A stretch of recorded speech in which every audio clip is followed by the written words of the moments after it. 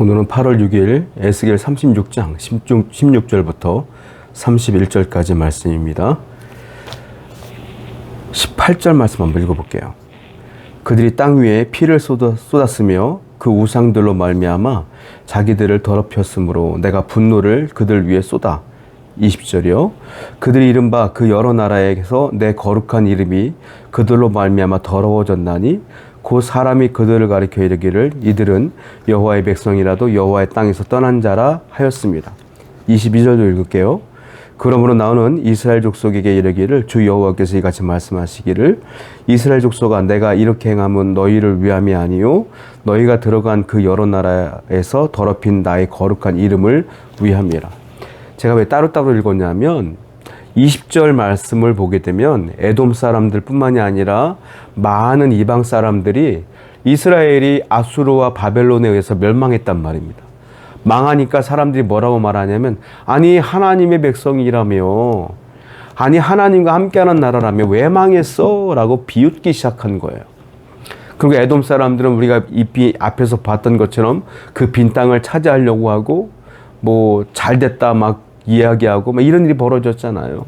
그러니까 하나님의 백성을 비웃는 거예요. 너의 하나님이 진짜 살아있는 거 맞아?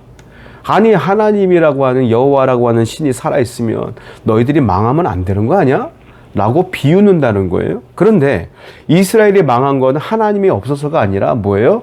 그들이 불신앙으로 죄를 지었기 때문에 하나님이 그들을 사랑하는 마음으로 돌이키라고 회개하라고 망하게 하신 거란 말이에요.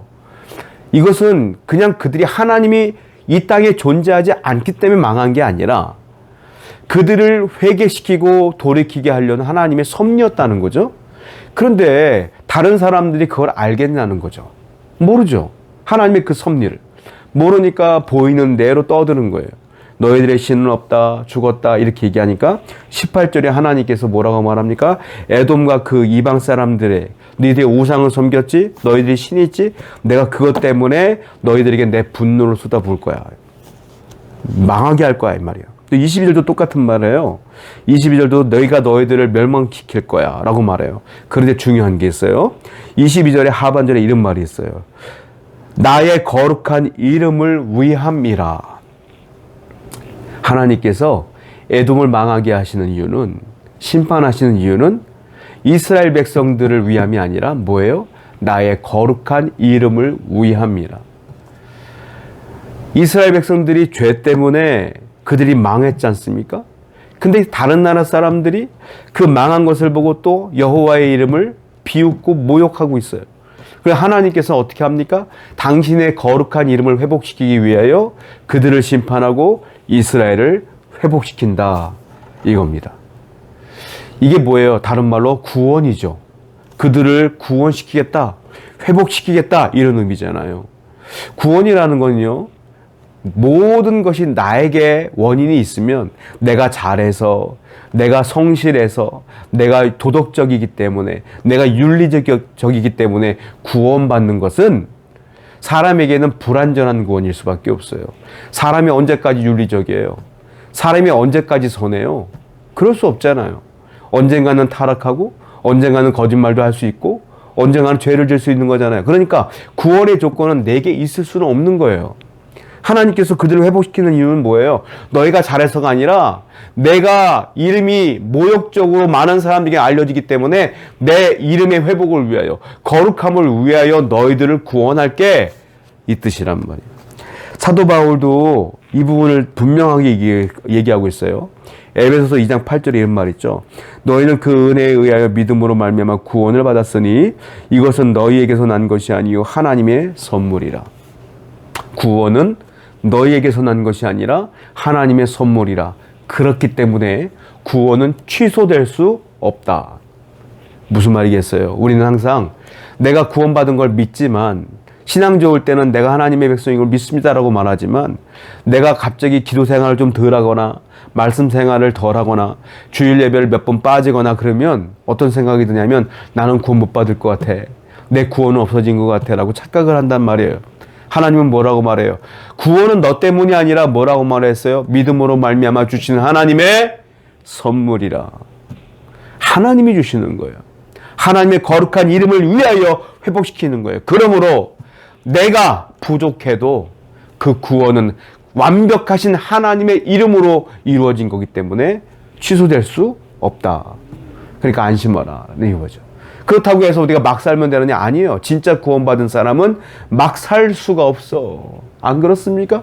진짜 구원받은 사람은 그렇게 험하게 살 수가 없는 거예요. 왜? 내 안에 성령이 계시는데 어떻게 말씀을 벗어나서 살 수가 있겠어요? 참 구원과 거짓 구원은 그것으로 판단될 수가 있는 것이죠. 그러므로 안심하시고 여러분들에게 모든 공로가 있지 아니하고 다 하나님의 은혜인 것을 기억하시길 바라요. 26절 말씀 볼게요. 또 새 영을 너희 속에 두고 새 마음을 너희에게 주되 너희 육신에서 굳은 마음을 제거하고 부드러운 마음을 줄 것이며 또 내 영을 너희 속에 두어 너희로 내 율례를 행하게 하리니 너희가 내 규례를 지킬 것이니라. 그래서 하나님께서 뭐라고 말해요? 내 거룩한 이름을 회복시키기를 원한다라고 말하면서 너희들이 죄와 멀어지면 어떤 일이 벌어졌어요? 또 새 영을 너희 속에 내가 집어넣겠다. 그리고 새 마음을 너에게 주겠다. 내 영을 너희 속에 두겠다. 내 영이 너희 속에 있기 때문에 뭐라고 했으니까? 내 율례를 행하게 하리라. 말씀대로 살게 하리라. 내 영이 뭐예요? 성령을 말하는 거예요. 성령을 너희 속에 주겠다. 너희가 새 마음을 품게 될 거야. 내가 내 영을 주기 때문에 이 말이에요. 성령을 주시겠다. 이미 예언하는 말씀이 여기 나오고 있죠. 한마디로 말하면 이거는 의학적으로 심장 이식과 똑같아요. 내 심장을 떼어내고 다른 사람의 심장을 집어넣는 거예요. 건강하지 않은 내 심장을 떼어내고 정말로 건강한 심장을 집어넣는 거예요. 새롭게. 그러니까 내 마음이, 죄악된 내 마음이 하나님의 영이 내 안에 들어옴으로 새 마음으로 바뀌어져요. 그리고 말씀과 멀어졌던 내가 성령이 내 안에 계심으로 말씀을 지키게 된다. 이게 진짜 구원이라는 거예요. 진짜 구원은 말씀을 지킬 수밖에 없어요. 구원받은 사람은. 이 모든 회복을 하나님께서 이루시겠다. 성령이 여러분 안에 있음을 믿으시기 바랍니다. 말씀을 지키는 건 내 힘과 능력이 아니래요. 성령이 이끄셔야 가능한 것이다. 그러므로 늘 내 안에 성령과 대화하면서 말씀을 묵상할 때에 그 말씀을 지켜 행하며 죄와 멀어져 가는 여러분 되기를 축원드립니다. 31절 말씀 볼게요. 그때에 너희가 너희 악한 길과 너희 좋지 못한 행위를 기억하고 너희 모든 죄악과 가증한 일로 말미암아 스스로 믿게 보리라. 그렇게 성령이 내 안에 들어오면 나는 어떻게 변하냐면 말씀을 지키는 자가 되고 또 31절을 보니까 뭐라고 했어요? 스스로 믿게 보리라. 뭐예요? 여호와의 길을 가는데 여호와의 길이 아닌 것들은 스스로 믿게 보리라. 즉 죄를 이제는 미워하게 될 것이라. 성령을 통하여 죄를 미워하게 될 것이라. 이게 참 회개요. 이게 참 구원받은 백성이라 이겁니다. 진짜 구원받은 백성은 하나님의 이름을 위하여 우리에게 성령을 주신 하나님께서 이 성령을 따라가 내가 말씀을 지키고 또한 성령을 따라 죄를 미워하는 삶을 사는 것, 그게 참 구원받은 백성이다 라는 겁니다. 오늘도 참 하나님의 백성답게 살아가는 여러분 되기를 축원드립니다. 기도합니다. 성령을 따라 말씀을 따라 행하는 자가 되게 하여 주옵소서. 예수님의 이름으로 기도드렸습니다. 아멘.